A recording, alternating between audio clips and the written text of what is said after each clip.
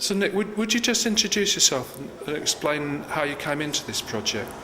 Yes, I was approached by Simon Pope because I've worked or had an association with Exeter Cathedral for many years, and I've worked as a sculpture conservator and even done a little bit of carving at the cathedral. So he approached me because of my knowledge of the cathedral and because his great-grandfather worked as a carver at the cathedral in the early part of the 20th century. And the main exhibit here at Spacex has been a conversation in which there's memories of an earlier work. Yes, this is the interview is an interview with Simon's grandmother and myself, talking about Simon's great-grandfather, Crete's father, whose name was Harold Whittaker. Harold Whittaker was the name of the stone carver who worked at the cathedral in 1909, 1910, 1911, that sort of time.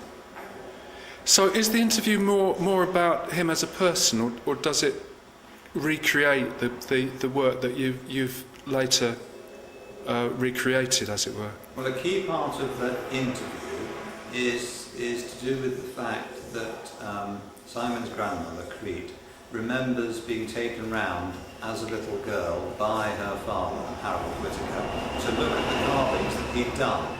And I think she took him round in the 1920s, 1930s, 1930s, I think. So she was, I think she recalls she was 9 or 10 or 11, that sort of age, and she wanted him to show her some of the carvings that he'd done. So she has first experience of his work and knew this damaged carving, which the exhibition is all about. So what does she remember about that carving? How much detail that you could use as a basis for work in the future? Well, she remembers very clearly that it was a dog of some kind, and she thinks it had some sort of hair. She can't remember exactly what sort of hair. She remembers something about the eyes and the ears flopping down over the side of the head. So some of her memories are hazy and some of her memories are quite clear.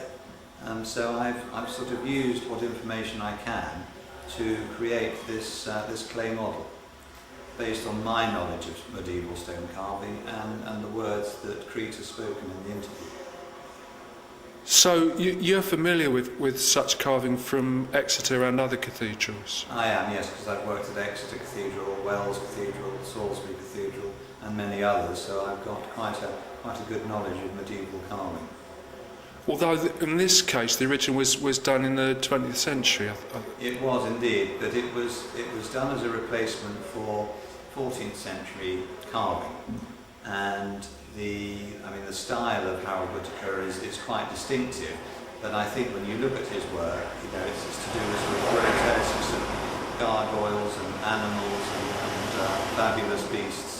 You can see that he was influenced very much by the medieval carving from the cathedral. But you haven't looked at any of the cathedral records? I haven't looked at the cathedral records, but what I have done is I've looked at the west front, the image screen, where Harold did a lot of his work, and you can start to pick up something of his style of working. And even though the head of this carving, which Crete thinks is a dog, is missing, most of the other heads are intact, so you can get a feel for his style of work.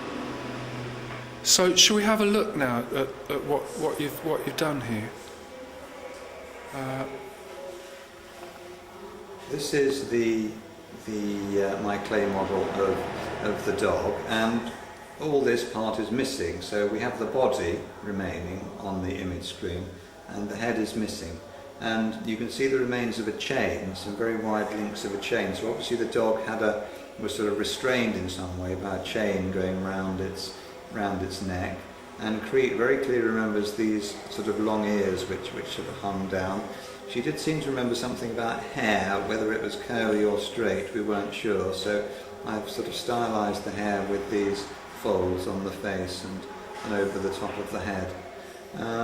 And she sort of remembers it having she couldn't remember, I don't think, whether it was sort of a friendly or aggressive head. We talked about the fact that it was on a doorway, so it could be like a guard dog. So looking at the teeth, I've tried to make him look a bit more aggressive, like a sort of a guard dog. But at the same time, he seems to have quite a warm, friendly, welcoming face as well.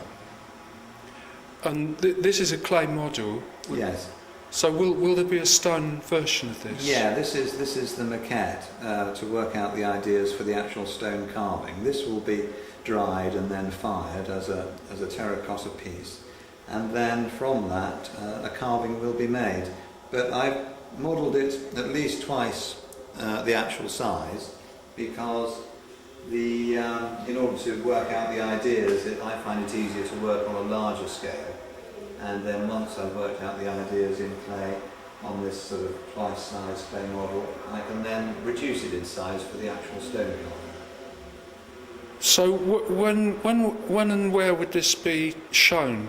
Are the cathedral going to show it at all? I believe Simon has discussed this with the cathedral, and the hope is that there will be an exhibition in the cathedral at some point displaying this fired terracotta and possibly stone carving as well.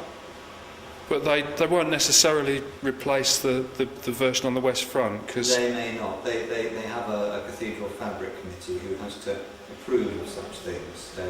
So they will have to decide whether it's replaced or not. And when that exhibit happens in the cathedral, will they include the sound interview that's been the central feature at Spacex? Well, that might be helpful to include, but I think that Simon is setting up this exhibition, Simon Pope. So I think that's probably for him to decide what he feels is the most appropriate.